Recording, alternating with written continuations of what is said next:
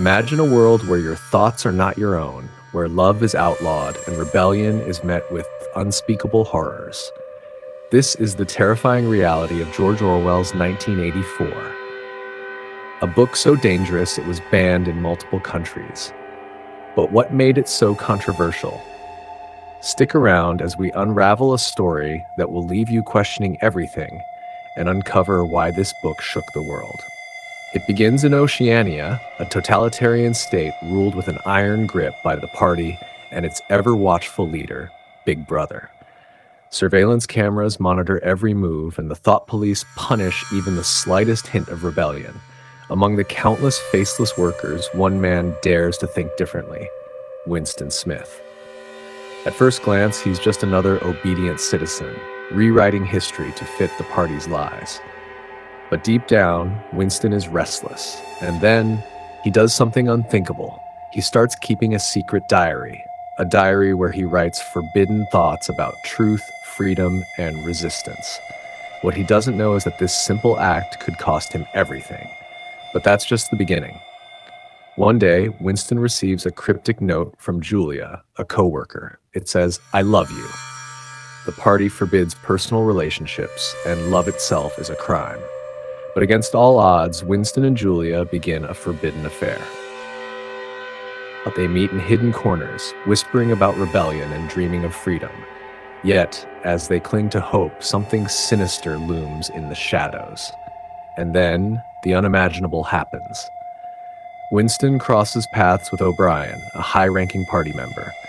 But O'Brien isn't just any official. He hints at being part of the Brotherhood, a secret resistance group fighting the party. Could this be the ally Winston has been searching for? Or is there more to O'Brien than meets the eye? Winston takes the leap. He and Julia put their trust in O'Brien, believing they've found a way to fight back. But what happens next is nothing short of shocking.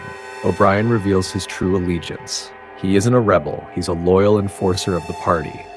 The trap has been set, and Winston and Julia walk straight into it.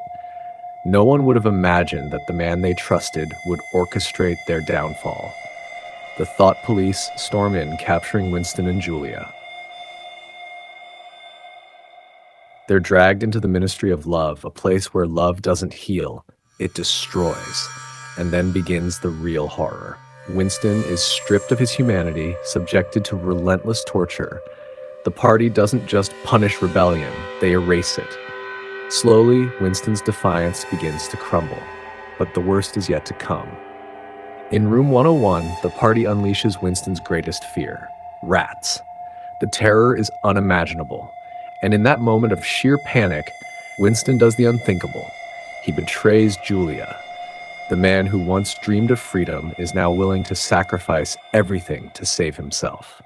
Who could have foreseen such a tragic transformation? But the story doesn't end there. After months of torture and indoctrination, Winston is released back into society. He's no longer the man he was. As he sits in a cafe, sipping gin, he stares blankly at the world around him. And then, in a moment that sends chills down your spine, Winston realizes he loves Big Brother. The rebellion is gone, and so is his individuality. Could humanity's leap to Mars bring freedom, or simply extend the reach of surveillance and control into the cosmos? Elon Musk, the visionary behind SpaceX, has long championed the idea of establishing a self-sustaining city on Mars. He envisions a society where Martians govern themselves through direct democracy, allowing colonists to vote directly on laws and policies without intermediaries. Site Search 3. This model aims to empower individuals, fostering a transparent and participatory political system. However, as we delve deeper, questions arise. In a Martian colony, where resources are scarce and survival hinges on cooperation, could the need for order and security pave the way for centralized authority? No one would have imagined that a society founded on principles of freedom could evolve into one of control. Yet history has shown us that in times of crisis, liberties are often sacrificed for the promise of safety. Moreover, the technology that enables life on Mars, advanced AI systems, life support monitoring, and communication networks could double as tools for surveillance. Imagine a scenario where every habitat module is equipped with sensors to ensure environmental stability. But what if these same sensors monitor personal conversations and movements? The line between safety and surveillance becomes perilously thin. And then there's the influence of corporate power. SpaceX, as the pioneering force behind Mars colonization, would inevitably hold significant sway over the colony's infrastructure and economy.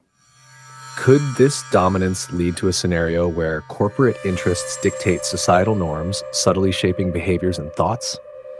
The potential for a new form of Big Brother emerges, not a governmental figurehead, but a corporate entity overseeing every facet of life. As we venture into this speculative journey, it's crucial to reflect on Orwell's cautionary tale.